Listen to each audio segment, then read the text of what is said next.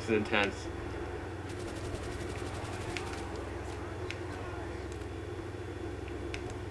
Oh! Haha! I know I should knife them, but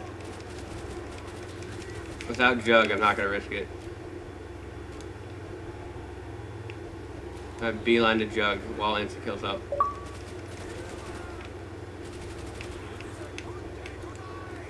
Shit. I'm good.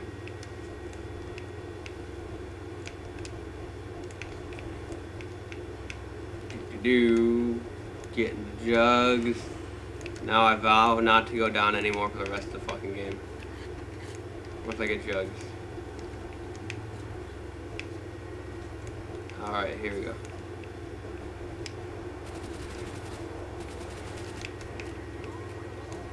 Ow. Alright, now I'm good. No more rage. Ah! He went down. Or I'm not reviving them though. Like I said, refuse to revive them after what they... when they had to sit in their fucking camping spot. And all the other games, like honestly, I don't rage that much, but stuff like that is just dumb. I don't mind if you're just horrible and you go down, but something like that is just basic knowledge. Oh, they went down. Their true colors are shining.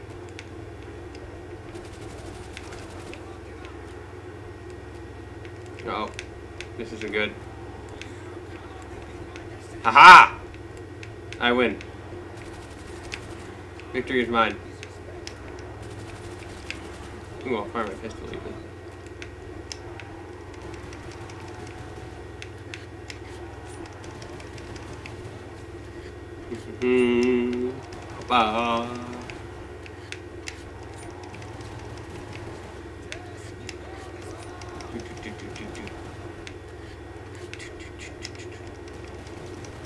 Alright, now after all this, my noobishness,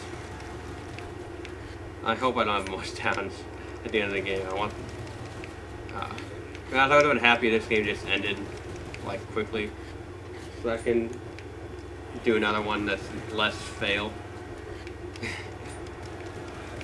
So that I pride myself on being the good guy who doesn't go down, and I've been the guy who's been going down. But... how long have I been doing? 20 minutes. So the first 20 minutes are going to be absolute failure.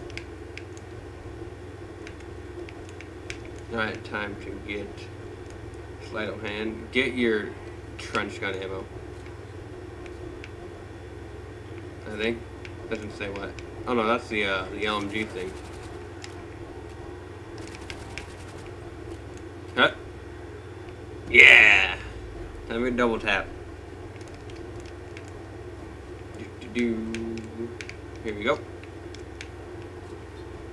I like my root beer. What should I talk about? This gameplay is probably not entertaining anymore. I mean, me just poning. I'll say my job.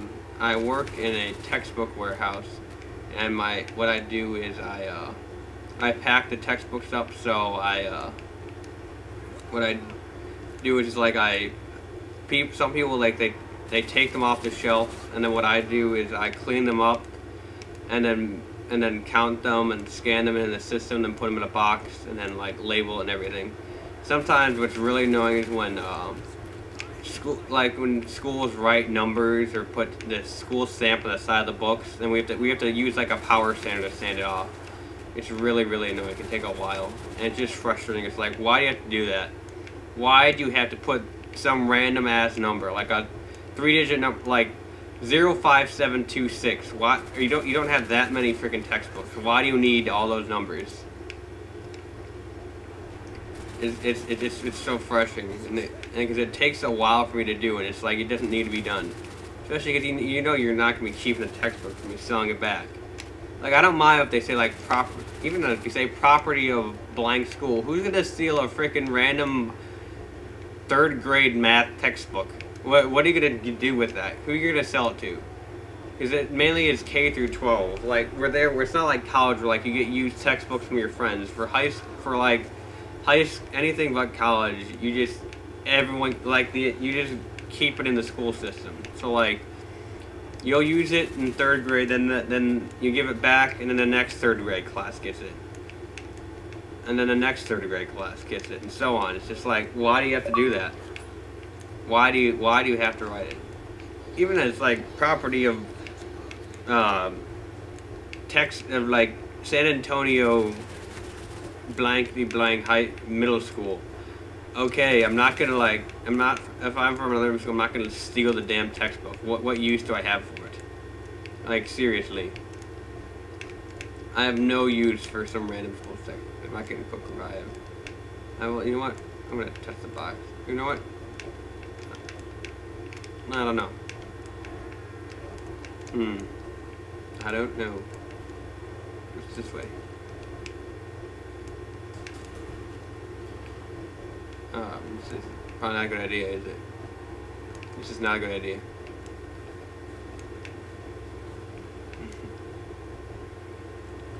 But yeah, it's just frustrating. I mean, I wish I could be the guy who, like, goes around and picks stuff off the shelf, because then I get to move around a lot and walk around instead of standing in one spot most of the day. But then the positive with what I do since sitting around, so I can get, like, I can bring a radio with, and then just, like, listen to, like, Mike and Mike in the morning, which is sports radio, because I'm a big sports guy. And they're probably one of the best in the business. And I usually don't eat them because I'm never up that. I'm never up, I work 6 to 2:30. So I have to get up at 5 in the morning. And before this job, I can count 3 times in my life I've been meaningfully up at 5 in the morning. Not like being up at 5 to go to the bathroom randomly, then going back to bed. Like, actually being up for a legitimate purpose at 5. I used to work at Target, and I've worked 2 Black Fridays, which were a blast. So, and like there, the store opened. It's open like 5:45. So I worked the early shift. Which I said, because it's just absolutely bonkers. So I've been up that, and I got up once in high school for a project. Like, it was due, like, it was really big, and I procrastinated a decent amount on it. So I was up early to work on the project, because it was due, like, that morning. Other than that, like, I'm used to going to bed at, like, 3 in the morning. Like, seriously. So, it's been a rude awakening for me. I'm fine now. Like, my sleep schedule is adjusted, but I still get, like, 6-7 hours sleep instead of, like, 8 hours. I'm used to getting up at, like, noon, maybe 10-ish, not 5 in the morning.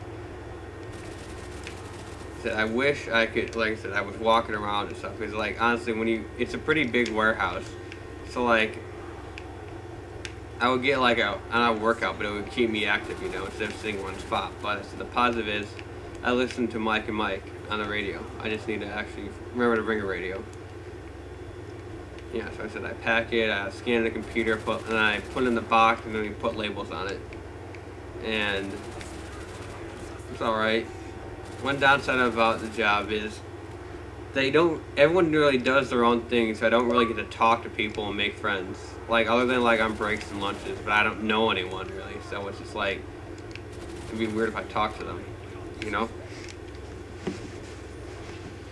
So, yeah. What else? Let's see, I'll go on top of Black Friday. It's really fun. Like, we work at a place like Target, or if you work at Best Buy, it's like people camp out. So, like, you open the doors, it's actually bananas. Like, people are, like, scrambling to get carts and get, like, the TV for, like, $1,000 off. Like, you can get insanely good deals at, like, Best Buy. You can get, like, a $2,000 laptop for, like, $500. But you have to, like, basically, if you want to get really good deals on Black Friday, you have to screw Thanksgiving. Basically.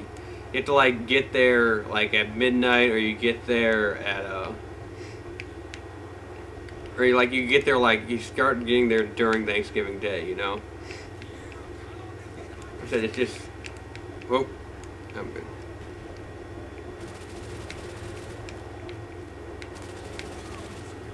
that. It's fun. And also, like, you're always working.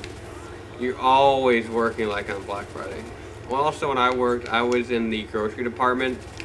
And on Black Friday, that's normally just dead. It's like, when you can get, like, a lot of money off of TV, why would you be buying groceries? So, but then they need help, so they sent me over to electronics, which is where I always wanted to be, but I never got put there. It's always just fun, because that's where all the deals are. Like, honestly, like, there is always people, there's, like, tons of people on the electronics side of the store, but, no, I'm good. But on, like, the grocery side is like a tomb. Like, who wants to buy groceries where I can get $500 off a TV? Like, some of the big deal busters, like the ones where they sell, yeah, I'm not the most down, where they have the most off, like, they, like, TVs, like, they go out in, like, 5 minutes, literally. Like, they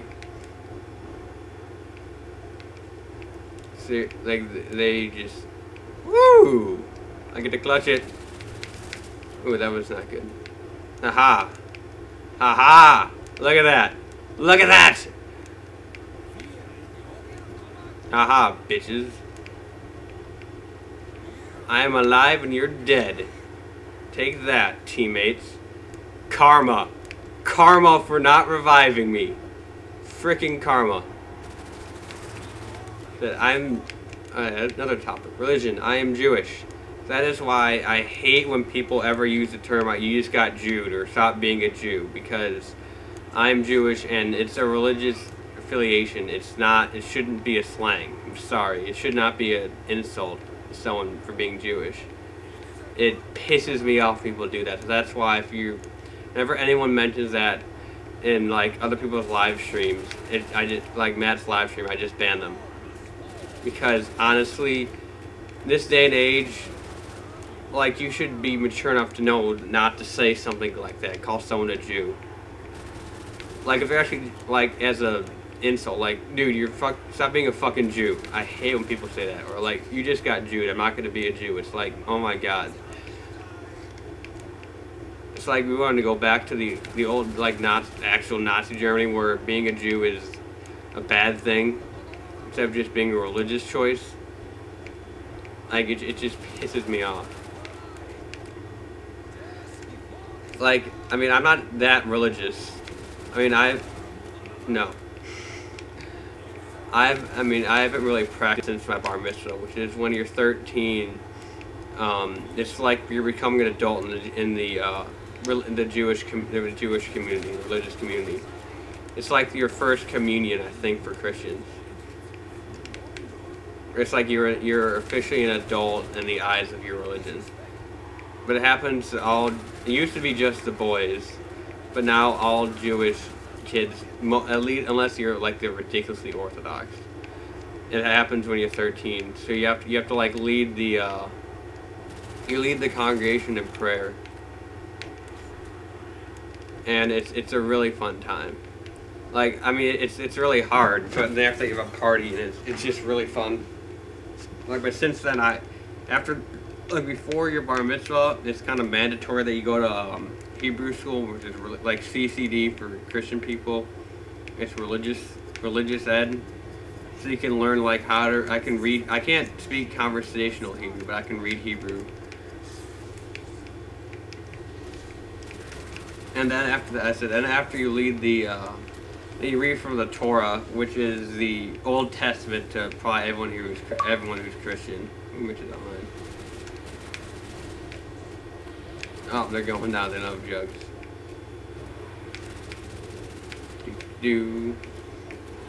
But the thing is, it's in Hebrew, and if you've ever read Hebrew before, it's there. You have letters, and then you have little vowels, which are like signs under the letters for vowels. It's really interesting, but when we read from the Torah, there are no vowels. And also you have to chant, which is sing, so they have these little things called tropes, which are like musical notes. And there are no tropes. So you have to read without vowels and know how to sing without like the music, it's like trying to sing without a musical sheet in front of you. You know. So it's really hard. And afterwards, I mean, it's like, for me it was like a 2-hour service, and almost all of it was in Hebrew. I feel like, because I'm Reconstruction, which is like, there's 4 levels. There's Reform, which is like the easiest level. Like, they barely read Hebrew at all. A lot of the stuff they do is in English. And then, like, that's the lowest level. That's like, it's like, for that, like, some of my cousins that do that are Reform. It's just like, you don't, after mine, it's like, I felt like I actually did something. I was like proud of myself, because I did a lot of hard work. Because I had to memorize and everything, and the only thing that was in English was my Devar Torah, which is like a sermon.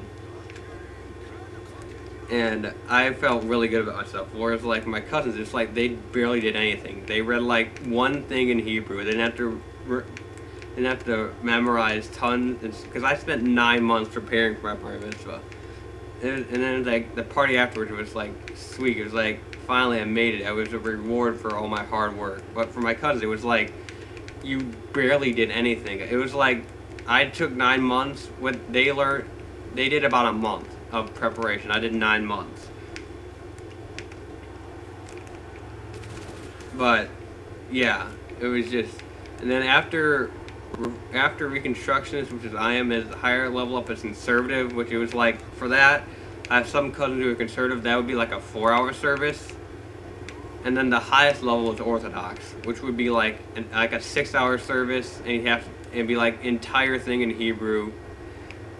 And I'm pretty sure in Orthodox, women aren't allowed to do it. It's only men. Because it's like those are like the people who walk around wearing yarmulkes, which are the Jewish head covering things. And like the guys who they have like the little tassels, like they grow their beards out and they have the tassels. Like you'll see them like in public. You can definitely tell what they look like. Oh, I'm good. Although I'm still not really sound. Oh shit. This is nuts.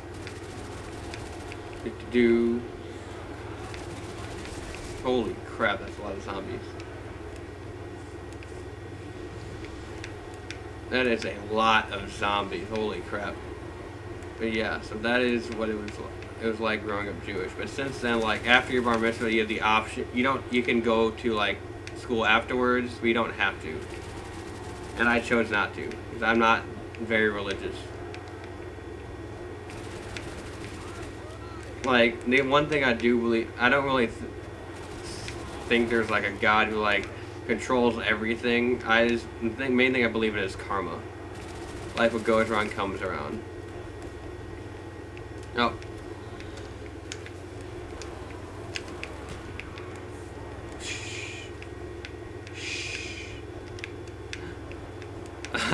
They left. Oh boy. Not even troll that. Why'd he disconnect? Oh man.